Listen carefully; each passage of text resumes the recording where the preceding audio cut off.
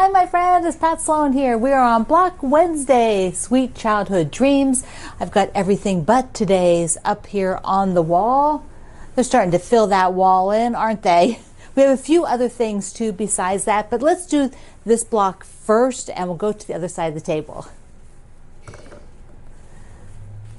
So sweet childhood memories, we are on our childhood homes. Those hold super good memories for lots of us, and your home might not be just one home, such as my case. It might be multiple places you lived. It might be your grandparents' house or your aunt's house or a good friend's house, a place that was safe for you and that you felt loved. You know, it maybe was something else. So for me, I lived in a bunch of different places. I lived in several apartments, then we went to Europe. My parents had a house in the United States, and then when we lived in Europe, we had apartments and we rented a house there. And so I have all these different places, and probably when I think about memories, each one has certain great childhood memories associated with it, all of them. So, you know, I can't just pick one place. And I also do have really strong feelings about my grandparents' homes. So, you know, it's really fun. When you make your block today, if you want to tell a great memory about your childhood home, maybe an apple tree you climbed up, or like my brother chopping down branches off of a tree. That's of course, that was at a rental, so that was also not so good, but we all have those kind of stories. Okay, so our block today, you need your A game, and I'm going to walk through and just show you. I'll walk through it in segments, the fabric, then I'll cut them, and I'll just show you, because there's several different fabrics for this block, and you can go a lot of different ways on shading, but I don't want you to get confused as to where things are, and I've put like lots of arrows so that you know where it is. And then when you have yours printed or you look at it on the PDF, there is the color there so that you can see, and the one block so that you can see how it's different. Okay, I am going to go for more gray on this one because I need to pull gray down into this lower half. When we put it up on the wall, we'll take a look at that. So I've got kind of gray up on the left, I've got down below it, and now we're kind of on the other side of the quilt, and so I need that, pull that gray in there, and some red and some peach, or red or peach. So we'll see how it goes. So I'm playing around with this. Well, we have the middle. Let me get this diagram. So for this diagram here, we are working on getting this middle fabric, and then there's a little bit of shading. Oh. So the middle fabric has these points here, and then right on next to it, like making this flying geese unit, which is really just two half square triangles, that's on either side is a second fabric, and there is a third fabric. So within here, there are three different fabrics for shading: dark, a medium, and then a light. And then out here are also different fabrics, which creates a different part of the look of the block. And then you have kind of these peaks out on the border side. So let me just put this up here. So in the middle, I'm going to go with the gray. So I want to pull the gray in, which means the gray will be this, and it makes a pinwheel. So the gray will make this pinwheel with sort of short, squatty pinwheels. And then it has like a shadow, kind of. And I'm going to go with the light gray for that. And then I think I'm going to use this print that has multiple colors on it. Let me show you. Yeah, so the multiple colors there. So the pinwheel, it's kind of shadow, and then what I would call the background. I am going to use the basic background for the outer part that it all sits on. All right, now for that sort of, I call them like little houses. These look like little houses. Where's one? Close it. So you see here, like it has a peak and then a little body under it, but they're not the same color fabric. The peaks are different than like the body. So I played around with several different options here. One being doing the peach here and then putting the kind of roof or peak onto that. I'll try to get it all in the very, okay, so I could do red here.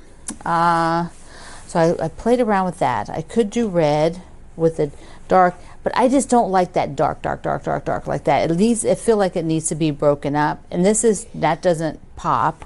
And so the red and the peach seem to be best. I could use this, which is even lighter, but it was too light for me. I think, and ultimately that peach is the best. And I have 2 peach fabrics, so I've used this one in a few of the smaller blocks already. I played around with putting blue in here, like a blue peak on them. Could also do blue here, but that's sort of, I don't know why, it just looks different than the peach. Maybe because there's a little bit of peach in here. So I'm thinking that this is it. So this is it.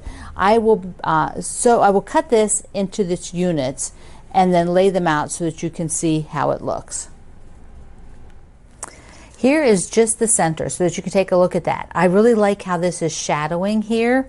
And then what we'll be having is, this will be the flying geese kind of units up here with the caps on them. And then this peach will be wrapping around on here as well. But I wanted you to see the middle before I cut those.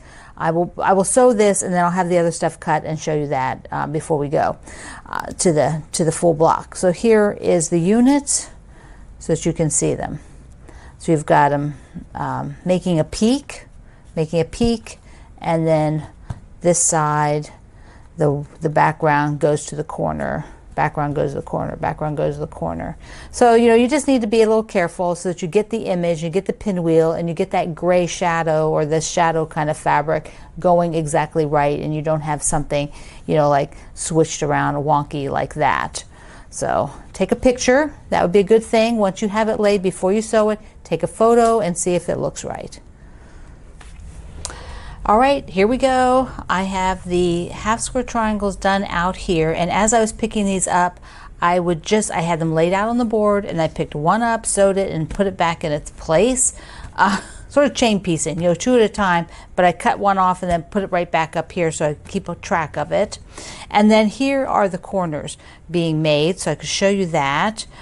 We've got the charcoal to the outside, and then the peach on these half square triangles are pointing towards each other like a butterfly, but they make this unit, and so that is how you get everything laid out. And then following the diagram, let me lay the last one out, and then you will follow the diagram for sewing position, and of course there's a full layout in the pattern, all the different steps. But I use this one, so I can just sew it in these chunks and then sew it in rows, to each other. So the borders I consider these borders so they go on at last. So I'm going to do that now. All sewn. There we go.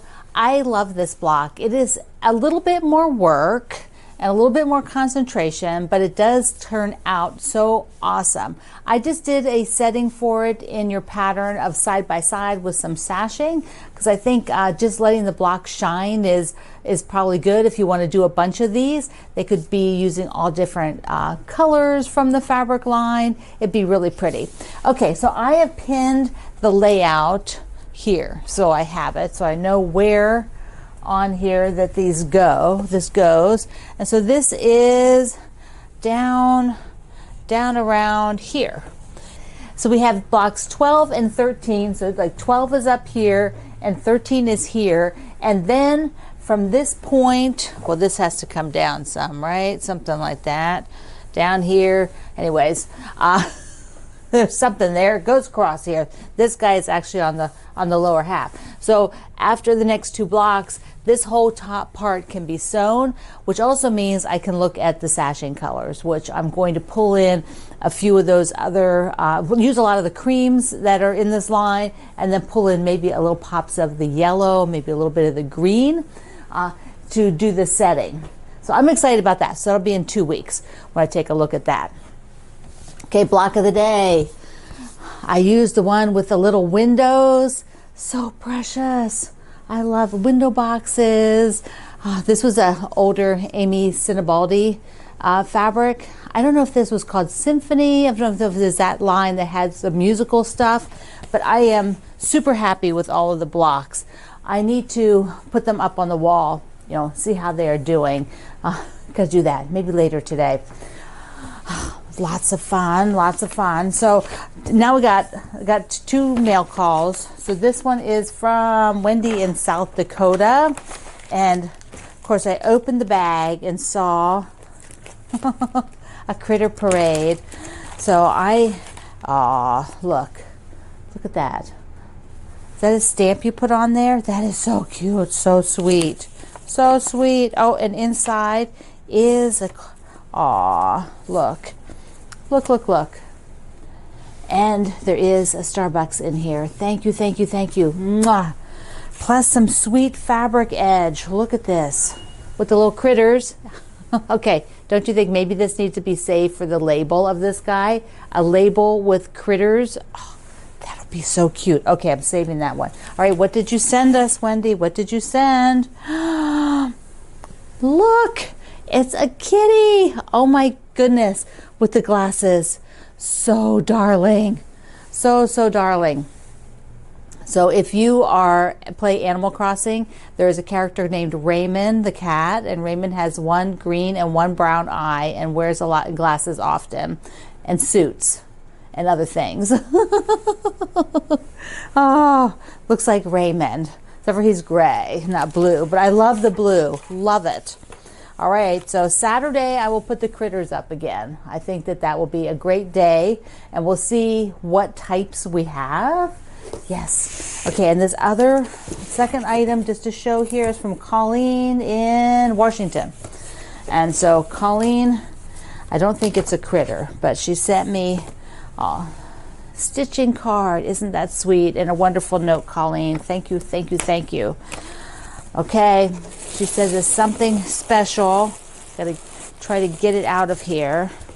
Okay, you can watch. So it's oh, how sweet. Look at this. Look at this. Oh my goodness. Okay, I think I'll check in there then, Colleen, just be sure. But look at this. Oh my goodness. It is a giant pincushion with a little sweet Dresden plate on top. This is all made with my fabric line, one of my older fabric lines, and then a basket to put your scraps and stuff in. And it has a nice firm edge here, so then you just hang it. This is weighted. Oh my gosh, that is so darling. So darling. Thank you so much. Oh my gosh, I love it. Mwah. Ah, wonderful. Such a surprise. Okay, let's look at a few quilts. So I pulled a few quilts because remember the other day I showed you stacks of them. So I have a few here that'll be going to charity. Let me just show you those. This one, I think this is a great size. It was done in 2006. Almost, was that like 17 years ago or something? And really, was that right? Oh my goodness. So this is one I did for a book, for a color book, and I did some variations of the same pattern so that you could see how it looked in different colors. So here's the log cabin, and on the back, remember, like I said, some of the smaller ones, they just have one piece of fabric, although I apparently didn't have enough or whatever for the hanging sleeve. So there we go. Okay, let me show you one other one. Then I've got one with a story. Then I have two that came back from the spa that I want to show you that are not going to charity right now, although probably someday they will, but just not for a while. Okay, this guy, I can't remember if I think I did it for a book, and it was in 2004. So that, almost 20 years ago. Goodness. And it's time for it to go have some fun somewhere else. It is Cowgirls, but Cowgirls on blue. Blue and red. Is this right? The right direction? No. Here. Cowgirls on blue and red. And it's bark cloth. A lot of this is bark cloth, like this border. The whole border is bark cloth, and I'll show you that up close in a minute. And then I did a scrappy back with great big chunks, and one of them is a rodeo rodeo girls. Can you see them? Look how cute they are. But let me show you this. So these are cowgirls. So isn't that cute? Look at that. And it's got the bark cloth up here.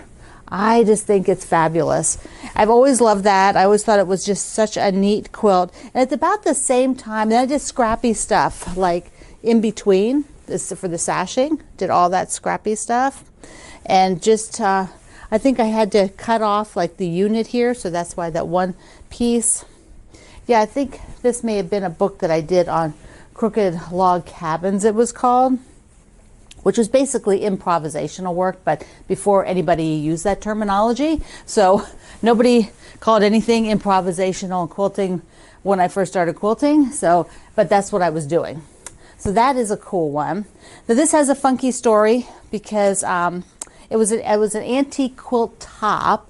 And antique meaning just sort of like old, like my grandma would have made it. It's not like super vintagey, maybe a 60s.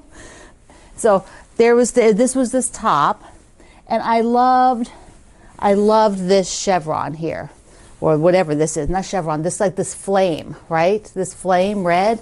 I thought, oh, that woman was just, I always say woman for a quilter, although I know men were quilting back then as well, but most of the people were women. So, but whoever it was, we would have been soul sisters. Got to add that spice along the edge, right? Well, then when I had this top, because the vendor was gonna, was selling it like really cheap, like 20 bucks or something. And I bought it, and then my mother-in-law's church group hand quilted it. So it is hand quilted. So it is nice. And it's got a little bit fluffier batting. And then my mother-in-law just put pink on the back. I guess there's enough pink in there. That's what she chose that day. Oh, okay, so we're getting long. Let me just show you one more, and then I'll leave some for the next day. So I've got back the project from sleepover. We just did our quilt along with this, and I have, it's all quilted now. I'm so excited. Look at this. And you can still there's still a couple of kits for this. This is all with my sleepover fabric. So there's still a few kits. So you can get one of those if you want. Yeah, I love it. Oh, and the backing is the daisies in green. Isn't that yummy? So yummy. Okay, there we go. You are going to make your block for today for Sweet Childhood Dreams. There it is. And yeah, so tell me something about your childhood home when you share your block, because I would love to hear about it. So I love you. Mwah. Thank you for being here in the Sloan Zone. I will see you online.